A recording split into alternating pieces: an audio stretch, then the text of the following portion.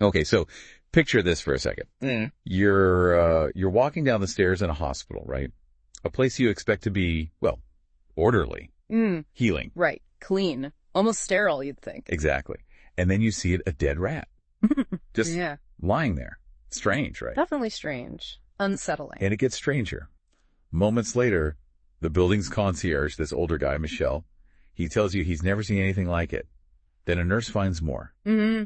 And that's how this whole chronicle we're digging into starts. It really sets this ominous tone right from the get-go. It does. We're doing a deep dive today into this story of a city facing, well, an unseen enemy.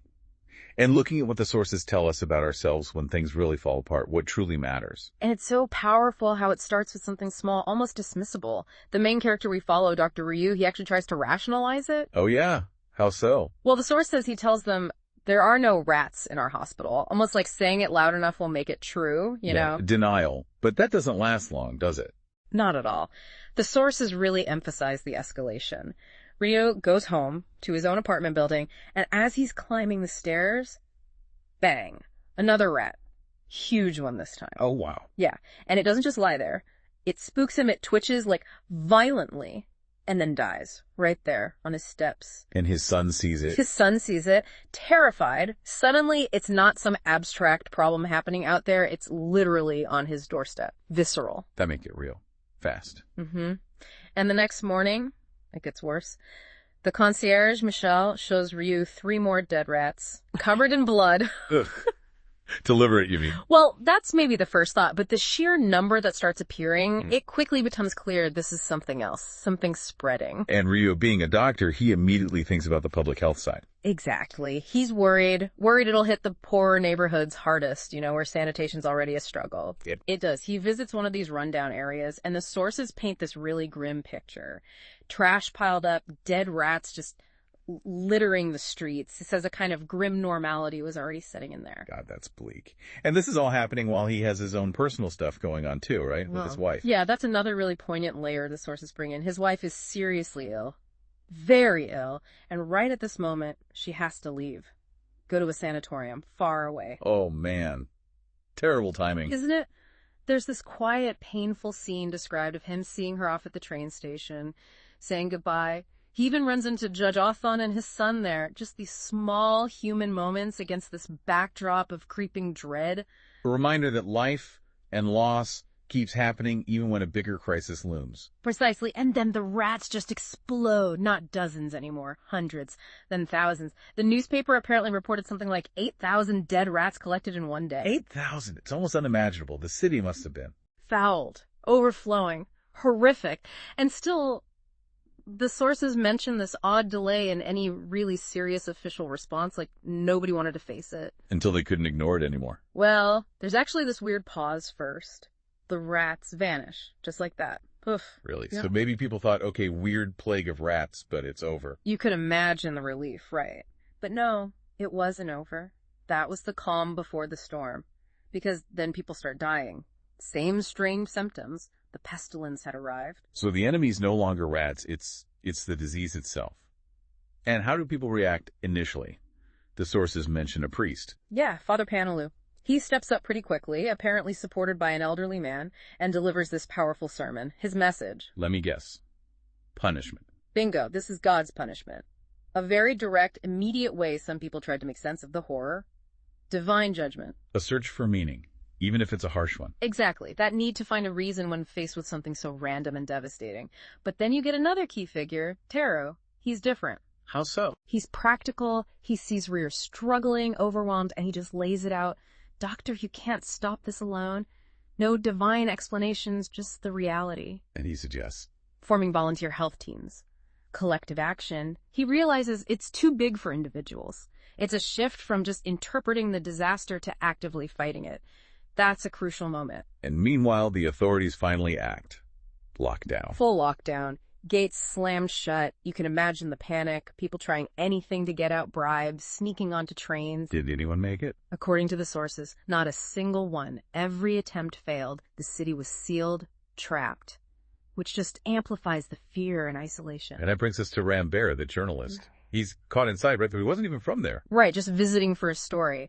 And he is desperate to leave. He begs Ryu for a certificate of health, anything. But Ryu refuses. Why? Principles. As a doctor in an epidemic, he tells Rambert, look, I can't be sure you're not carrying it. And even if I could, I can't make exceptions. Public health comes first. Rambert must have been furious. Oh, incandescent. He sees Ryu as this embodiment of the bureaucratic nightmare trapping him, keeping him from his life, the woman he loves outside the city. That conflict. It feels like it sets something up. It really does. It sets up one of the most powerful arcs in the Chronicle, showing how this kind of extreme pressure can change someone. Because things get much, much worse. Death toll. Climbing relentlessly. The sources give these stark numbers: 302 deaths one week, then 321, then 345. Just this constant crushing weight, week after week. How did the city cope? Or not cope? It started to fray. Badly. People were desperate, trying anything, folk remedies, drinking themselves into oblivion, dousing everything with disinfectant.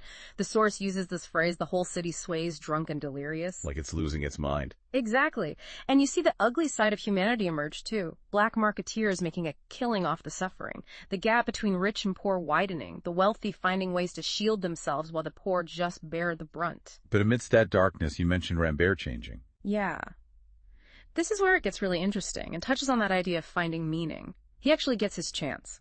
An opportunity to escape is arranged, the thing he wanted more than anything. He hesitates, he's torn. There's this internal battle describe his desire for personal happiness, his freedom, versus what he's seeing around him, the shared struggle. The solidarity he's maybe started to feel? Perhaps, or just the undeniable reality of the shared fate. He goes to see Rio, maybe planning to say goodbye, but he struggles for words, and then he just says it, I'll stay with you all. Wow. Choosing to stay in hell, essentially. Choosing solidarity, choosing to be part of the fight rather than escaping it. It's a profound shift. He finds his meaning not in getting out, but in staying in, alongside the others. It's a powerful statement about connection, about shared humanity mattering more than individual escape. It's incredibly moving, finding purpose in the shared burden. Mm-hmm. But the burden keeps getting heavier, hope starts to dwindle. By October, the source mentions violence flaring up as desperation grows. They desperately need a serum, an effective treatment. And then comes a particularly tough part of the story, involving the judge's son. Yes, Judge Othon's son.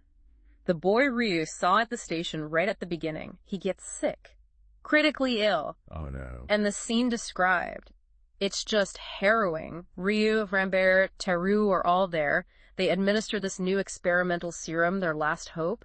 But the child suffers terribly. How does the source describe it? It's graphic. Writhing, convulsing, body burning hot, pure fear in his eyes, tears, twitching limbs.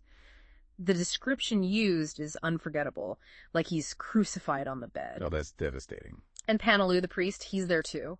Kneeling, praying intensely for the boy's life. It's this collision point, the limits of medicine, the depth of suffering, the appeal to faith. And the serum doesn't work. The child dies. The source notes it's the first time they've watched a child die of the plague from start to finish. It leaves them utterly shaken. Any easy answers just crumble. How does Ryu react, especially towards Panaloo and his earlier pronouncements? This is a pivotal moment. Ryu confronts Panaloo, not with anger maybe, but with this profound rejection. He says he cannot accept a world, a divine plan, where children are tortured like that. He refuses such a world, even in death. It's a rejection of easy meaning in the face of unbearable suffering? A raw honesty? Absolutely. It's questioning everything, challenging the idea that suffering must have a neat explanation or purpose, especially when it's inflicted on the innocent. What happens to Panaloo after that? He also falls ill not long after, but his path is different. He seems to turn back towards his faith, described as returning to God as he dies, maybe finding acceptance in the mystery even without answers. Two different responses to the same unbearable reality. Exactly. But then finally a glimmer of hope. Cases are still appearing, but healthy rats start to reappear in the city. Healthy ones. A sign the plague is receding. That's the hope. And the source actually mentions people breaking into spontaneous applause in the streets. Just the sight of healthy rats felt like salvation was near. After so much death, any sign must have felt huge. Mm-hmm. And as things slowly start to wind down, Teru takes stock. He reflects on what they did, the volunteer teams. Does he feel they made a difference? He does. He acknowledges they couldn't stop it completely, obviously, but he tells Ryo, without our efforts, this disaster could have been worse. He praises the whole team, especially Rhea. They share this quiet moment, a toast to survival, to the effort. A moment of earned peace, perhaps. But there's another twist, isn't there, for Rhea? Yeah, the irony is brutal. Ryu himself starts showing symptoms, fever, swollen glands. Just as the city breathes again, he gets sick. Oh, come on. After everything he did. It's a stark reminder, isn't it? No one's truly safe, not even the healers. The threat is impartial. And there's this interesting exchange mentioned where Teru asks Ryo why. Why does he fight so hard for others? He doesn't seem driven by God or grand ideologies. What does Ryo say? What's his meaning? It's deeply personal. It goes back to his father, who was a prosecutor. Ryo saw his father demanding the death penalty, saw him as sort of participating in death, and it horrified him. Ah, so his drive to save lives is a reaction to that. Exactly. He couldn't change his father's past, but he could dedicate his own life to fighting death, to preserving life. The plague gave him this intense, focused way to live out that personal commitment. It was his way of creating meaning by choosing healing over judgment, life over death. That makes sense, a very personal source of resilience. But the story isn't quite over for him, is it? There's more loss. The final crushing blow, he gets word from the sanatorium. His wife. She didn't make it. She died from her own illness, far away. Oh, that's just heartbreaking. He survives the plague that killed thousands around him, only to lose her. It's this profound sense of personal loss overlaying the collective trauma. But her final message, which the source includes, is incredibly powerful. What does she say? She wrote about the city being surrounded by the cries of the year, a reminder that we're always vulnerable, always under threat. She understood something crucial, this joyful crowd celebrating the end. They don't realize the pestilence never really dies. It just waits. It lingers. Ready to awaken the rats again, she says, bringing lessons of misfortune. War, earthquakes, pandemics. Disaster can always strike our seemingly peaceful lives. It sounds grim, but is there hope in her message, too? There is. That's the key takeaway. Her final point isn't despair. It's resilience. She says, no matter the calamity, human solidarity and hope can overcome it. So the meaning isn't in avoiding suffering, because we can't. It's in how we face it, together. Exactly. Finding connection, acting together, holding on to hope even in the darkest times, that's where the strength lies. That's the ultimate message of resilience. And this core story, this chronicle, it really echoes in other stories about facing the unimaginable, doesn't it? Absolutely. You see pieces of it everywhere. Think about the road, that bleak landscape, but the father's fierce love for his son. That bond is the meaning. It's what keeps them going. Sacrifice for another person. Right. Or in The Stand. Massive pandemic. Society collapses. Characters like Fran Goldsmith lose so much, but they have to find a reason to rebuild, to fight for something. Finding purpose after devastation. And Station 11 is fascinating too. Post-pandemic, focusing on art, on memory, on human connection. Characters separated by the collapse like Kirsten and her brother. That yearning for reunion, for belonging, it mirrors Ryo's own isolation and loss. It speaks to that fundamental need we have for each other, especially when the world breaks. Even something like World War Z, with the global scale of the zombie outbreak, those individual stories within the chaos, panic, yes, but also incredible resilience, people banding together, fighting back against impossible odds. It's that same struggle against an overwhelming threat. They all tap into these universal themes, don't they? The shock of disaster, the struggle, yes, but also love, sacrifice, finding unexpected strength, and that constant human quest for hope, for meaning, even when everything seems utterly meaningless. So pulling it all together from this deep dive. Yeah.